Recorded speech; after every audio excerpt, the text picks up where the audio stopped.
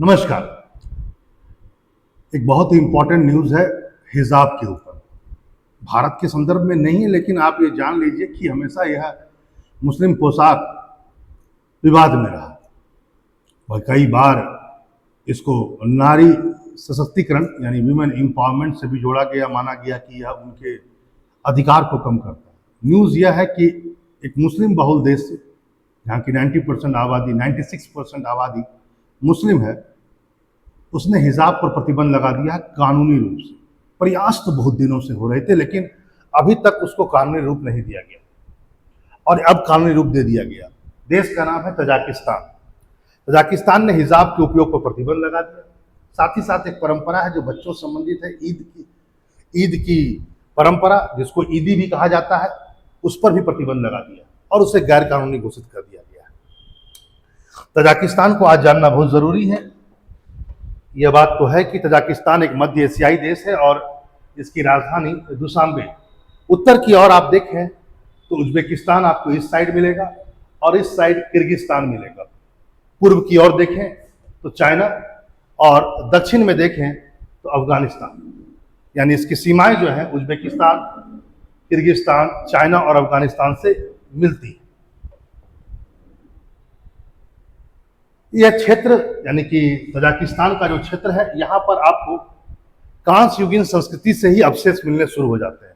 मतलब मनुष्य ने यहाँ पर अपना सेटलमेंट बहुत पुराने जमाने से कर रखा। कांस्य युगीन के बाद यहाँ कई साम्राज्य बने। कई साम्राज्य के अंतर्गत तजाकिस्तान सम्मिलित हुआ, उस पर राज किया गया।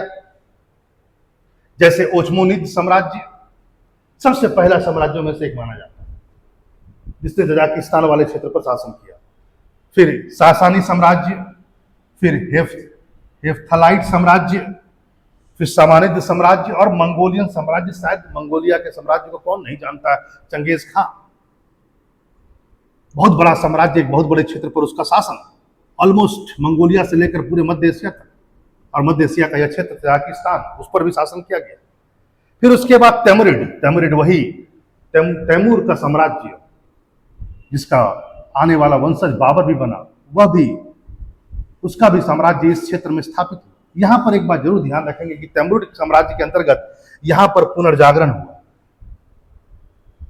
यहां की संस्कृति का बहुत जबरदस्त विकास हुआ। बाद में रूसी साम्राज्य के अंतर्गत जब जार का शासन चल रहा था, रूस में जार का शासन, तब यहां पर रूस, यह तजाकिस्तान का क्षेत्र रूसी साम्राज्य का अंग बना। और उसके बाद आपको पता है सोवियत संघ, जो कि 1929 में अस्तित्व में आया, आगे चल करके यह पूरा क्षेत्र सोवियत संघ में बना। लेकिन यहां पर आप ये बात जरूर ध्यान रखें, सोवियत संघ जिसका सबसे बड़ा उत्तराधिकारी रूस बना, आपको पता होगा 1991 में सोवियत संघ टूट जाता है 15 देशों में, उसमें से एक देश यह भी है। लेकिन सोवियत संघ का अंग बनने से पहले यह देश उज्बेकिस्तान के अंतर्गत में एक स्वायत्त क्षेत्र था। इस बात को आप जान लीजिए, यह सोवियत गणराज्य का अंग बनने से पहले स्वायत्त गणराज्य के रूप में उज्बेकिस्तान का हिस्सा था। ठीक है, चलिए और थोड़ा आगे और देखते हैं क्या क्या बातें। जैसा कि मैंने आपसे कहा कि यहाँ पर लगभग 10 मिलियन मुसलमान लोग रहते हैं, जो कि पूरे तजाकिस्तान का 96% पॉपुलेशन है। इसमें कहा गया है कि जो भी अपराध करेगा, यानी हिजाब को बढ़ावा देगा या हिजाब पहनेगा या उसको लागू करने में दिक्कत लगाएगा, रोड़े डालेगा, तो भारतीय रुपीज में लाखों का जुर्माना उस पर लगाया जा रहा है। इमोमाली रहमून वहां के राष्ट्रपति हैं।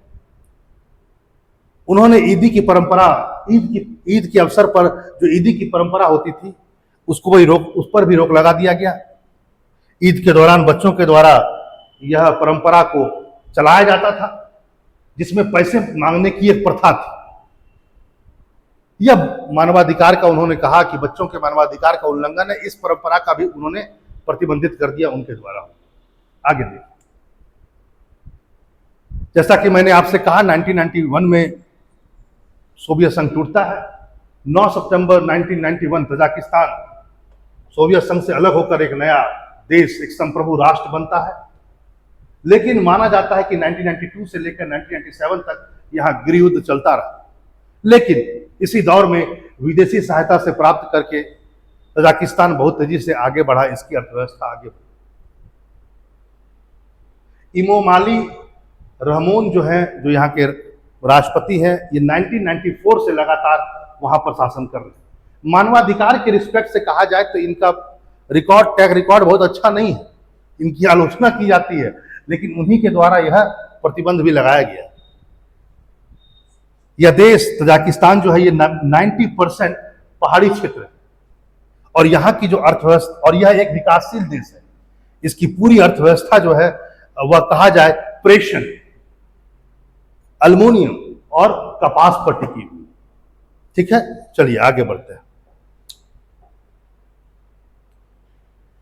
जब इस बात की घोषणा की गई कि हम इस पर प्रतिबंध लगा रहे हैं, इसी अवसर पर जो राष्ट्रपति का भाषण हुआ, उन्होंने इस बात को संबोधित किया कि हम अपने पैतृक मूल्यों और राष्ट्रीय संस्कृति की रक्षा करेंगे और यह करने का अधिकार है। मतलब यह मान लिया गया हिजाब और ईदी की जो परंपरा है यह पैतृक मूल्यों का हिस्सा नहीं और न राष्ट्रीय संस्कृति का, उनके राष्ट्रीय संस्कृति का हिस्सा, और हम चूंकि यह उससे अलग है इसकी रक्षा करें। माना जाता है कि तजाकिस्तान वर्षों से अनौपचारिक रूप से इस पर प्रतिबंध लगा चुका था। हमेशा अनौपचारिक रूप से वहां पर, औपचारिक नहीं, फॉर्मल नहीं, इनफॉर्मल रूप से उस पर प्रतिबंध था, लेकिन उसका कोई, आपको पता है कि जब तक भय शासन के साथ नहीं जुड़ता है तब तक कोई भी कानून को सही रूप से पालन नहीं किया जा सकता। तो पालन नहीं हो रहा था। माना जाता है कि जो राष्ट्रपति हैं इमोमाली रहमान, उन्होंने हिजाब के खिलाफ बहुत लंबा अभियान शुरू कर रखा था। वह मानते थे, उनका कहना है कि खराब शिक्षा और असभ्यता का यह प्रतीक है। कौन? हिजाब। हिजाब के प्रतिबंध की शुरुआत यदि कहा जाए सही मायनों में यहां पर 2007 से हुई, जब तत्कालीन शिक्षा मंत्री ने छात्रियों के लिए इस्लामी परिधान और पश्चिमी शैली की मिनी स्कर्ट दोनों पर प्रतिबंध लगा दिया। मतलब 2007 में यह बात कहा गया कि ना आप हिजाब पहनेंगे और ना मिनी स्कर्ट पहन सकते। उस समय से यह प्रोग्राम चल रहा था, लंबे समय से चलता आ रहा था। प्रतिबंध तो लगाया गया लेकिन कानूनी रूप दिया नहीं गया था। यहां पर इस बात को भी ध्यान रखेंगे, यह फैसला उस समय आया जब तजाकिस्तान की सरकार जो है राष्ट्रीय पोशाक को बढ़ावा देने के लिए स्वचालित फोन कॉल के माध्यम से एक अभियान चला रही है। उस समय यह आया है। इसका मतलब क्या हुआ? इसका मतलब सिंपल है कि सरकार यह मानती है कि हिजाब राष्ट्रीय पोशाक में से नहीं आता। चलिए आगे बढ़ते हैं और एक बात को देखते हैं।